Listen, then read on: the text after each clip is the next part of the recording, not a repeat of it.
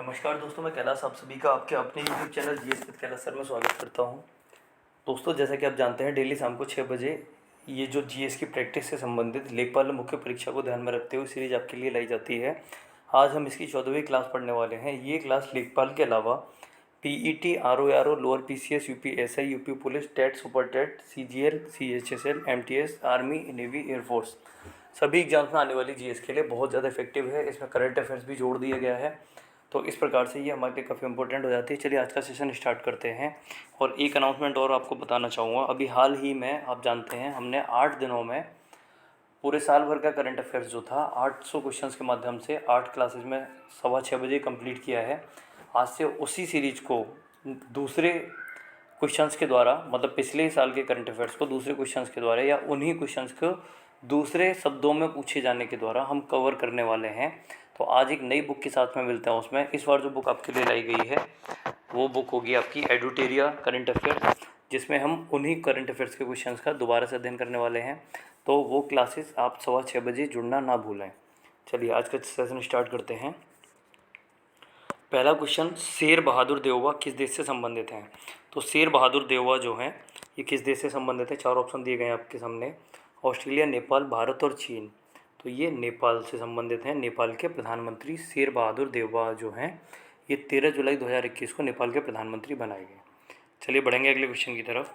पारिस्थितिकी का अन्य नाम वैज्ञानिक प्राकृतिक इतिहास किसने दिया? पारिस्थितिकी को दूसरा जो नाम दिया गया वैज्ञानिक प्राकृतिक इतिहास किसके द्वारा दिया गया? तो ये चार्ल्स एल्टन के द्वारा दिया गया।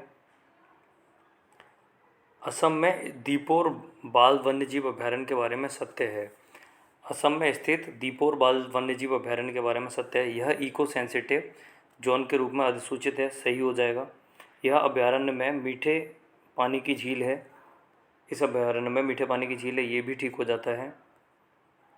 और यह असम का एकमात्र रामसर स्थल है, ये इस प्रकार से ये भी ठीक हो जाता है। तो हमारा आंसर क्या हो जाएगा? देखिए हमारा आंसर हो जाएगा डी, तीनों ठीक हैं। असम में स्थित दीपोर बाल जीव अभयारण्य जो है इसके संबंध में तीनों कथन जो थे, उपरोक्त तीनों कथन सही थे।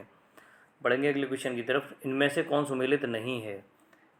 कार्यपालिका एवं न्यायपालिका का पृथक्करण अनुच्छेद 40। कार्यपालिका और न्यायपालिका का पृथक्करण अनुच्छेद 40 नहीं है। अनुच्छेद 40 में नहीं होता। ये किस में होता है? अनुच्छेद 50 में। किस में होता है? कार्यपालिका और न्यायपालिका का जो पृथक्करण होता है ये कौन सा अनुच्छेद में होता है? ये होता है 50 में।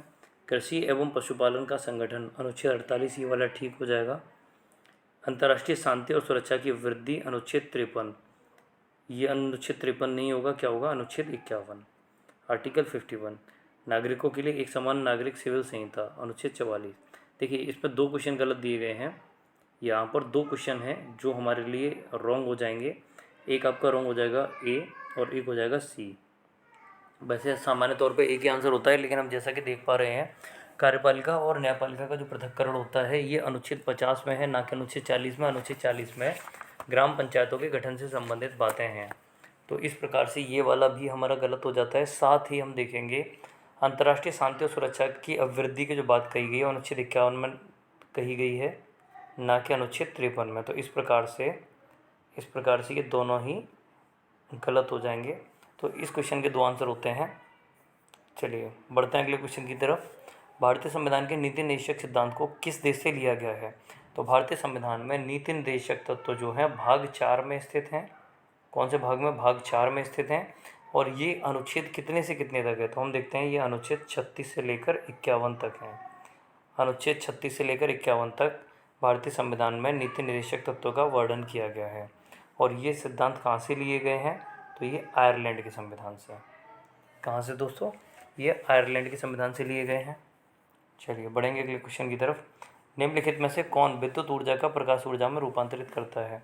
तो विद्युत ऊर्जा को प्रकाश ऊर्जा में रूपांतरित करने वाला कौन है? तो इस प्रकार से आंसर हो जाएगा ट्यूबलाइट। आप जानते हैं जो ट्यूबलाइट होती है वो विद्युत ऊर्जा को प्रकाश ऊर्जा में परिवर्तित करती है। चलिए बढ़ेंगे अगले क्वेश्चन की तरफ। पदार्थों का भौतिक वर्गीकरण है।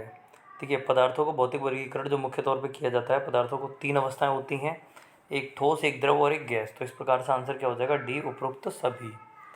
भारत की लोक कला गोदना भारत की प्रमुख लोक कला गोदना किस राज्य से संबंधित है? ए गुजरात, सी उत्तर प्रदेश, बी बिहार या फिर डी महाराष्ट्र।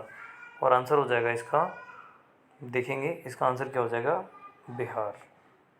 भारत की प्रमुख लोक कला गोदना किस राज्य से संबंधित है? बिहार से।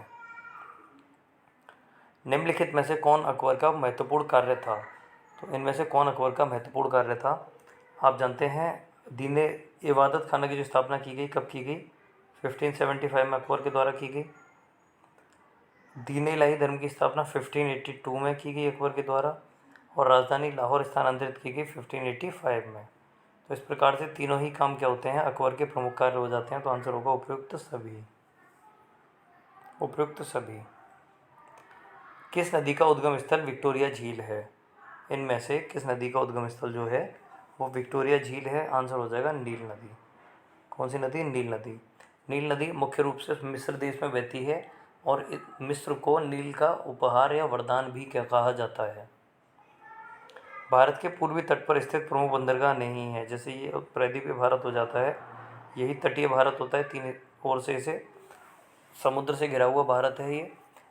इस साइड आप देखेंगे तो अरब सागर हो जाता है, जो नीचे की साइड होता है यानी दक्षिण में जो है हिंद महासागर होता है, हिंद महासागर, और इस साइड में बंगाल की खाड़ी। तो आप देखेंगे पूर्व साइड में क्या है, बंगाल की खाड़ी। पूर्व साइड में क्या हो जाता है, बंगाल की खाड़ी। भारत के पूर्वी तट पर स्थित प्रमुख बंदरगाह नहीं है। तो मुंबई जो है कौन से तट पर स्थित है? पश्चिमी तट पर। भारत के पश्चिमी तट पर स्थित है मुंबई। केंद्र सरकार द्वारा घोषित प्रमुख योजना है। तो इनमें से कौन सी योजना जो है केंद्र सरकार के द्वारा घोषित की गई? सभी लोग देखेंगे और आंसर करेंगे। ग्राम भंडारागार योजना, स्वर्ण मुद्रीकरण योजना, प्रधानमंत्री जन धन योजना। तीनों ही योजनाएं केंद्र सरकार के द्वारा शुरू की गई। आंसर हो जाएगा डी, उपयुक्त सभी। चलिए बढ़ेंगे अगले क्वेश्चन की तरफ। कौन सा देश विश्व में गेहूं का सर्वाधिक उत्पादन करता है? तो गेहूं का जो सर्वाधिक उत्पादन है यह चीन के द्वारा किया जाता है, और दूसरे स्थान पर भारत है। दूसरे स्थान पर कौन है? दूसरे स्थान पर भारत है। चलिए बढ़ते हैं अगले क्वेश्चन की तरफ। तातीपाका तेल शोधनशाला भारत के किस राज्य में स्थित है? तो तातीपाका तेल शोधनशाला जो है भारत के आंध्र प्रदेश राज्य में स्थित है। भारत सरकार ने नोटबंदी की घोषणा कब की थी? तो भारतीय प्रधानमंत्री नरेंद्र मोदी जी के द्वारा नोटबंदी की घोषणा की गई थी, और ये कब की गई थी? 8 नवंबर 2016 को। कंप्यूटरों के संदर्भ में सॉफ्टवेयर का क्या अर्थ है? तो कंप्यूटरों के संदर्भ में सॉफ्टवेयर का अर्थ होता है कंप्यूटर प्रोग्राम्स। इन्हें कंप्यूटर प्रोग्राम्स भी कहा जाता है। 2011 की जनगणना के अनुसार उत्तर प्रदेश में महिला आबादी कुल आबादी का लगभग कितना है? तो 2011 की जनगणना के अनुसार उत्तर प्रदेश में महिला आबादी कुल आबादी का लगभग 48% है। गोमती बैराज किस जनपद में है? तो गोमती बैराज जो है ये आपके लखनऊ, उत्तर प्रदेश की राजधानी लखनऊ में है। आगरा लखनऊ एक्सप्रेसवे की लंबाई क्या है? तो आगरा लखनऊ एक्सप्रेसवे जो है इसकी लंबाई 300 किलोमीटर हो जाती है। कार्तिक एक लोक नृत्य कहाँ का है? कार्तिक जो है कहाँ का एक लोक नृत्य है? तो बुंदेलखंड का। इनमें से कौन सा युग्म सुमेलित नहीं है? वृंदावन मंदिर मथुरा सही है, विश्वनाथ मंदिर वाराणसी ये भी ठीक है, देवी पाटन मंदिर तुलसीपुर ये भी ठीक है। जेके मंदिर जो है वो वाराणसी में न होकर कहाँ है? ये वाराणसी में न होकर कानपुर में है। तो इस प्रकार देखेंगे कौन सा गलत है। इसमें से जो गलत है वो है आपका जेके मंदिर, वाराणसी में न होकर कानपुर में स्थित है। स्पेस हरिकेन है, स्पेस हरिकेन क्या है? तो स्पेस हरिकेन जो है एक अंतरिक्षीय तूफान है, एक अंतरिक्षीय तूफान। विश्व स्नूकर चैंपियनशिप 2021 के विजेता कौन है? तो विश्व स्नूकर चैंपियनशिप 2021 के जो विजेता हैं यूके यानी यूनाइटेड किंगडम के मार्क सेल्वी। विश्व स्नूकर चैंपियनशिप 2021 के विजेता मार्क सेल्वी। सरदार धाम भवन किस राज्य में स्थित है? तो हम देखते हैं सरदार धाम भवन जो है ये आपके गुजरात राज्य में स्थित है। सरदार धाम भवन जो है सरदार वल्लभ भाई पटेल को समर्पित है, और ये गुजरात राज्य में स्थित है। 24 मीटर ऊंचा और 1 मीटर के वायु क्षेत्र में वायु को शुद्ध करने वाला एयर प्योरीफायर टावर का निर्माण कहाँ किया गया है?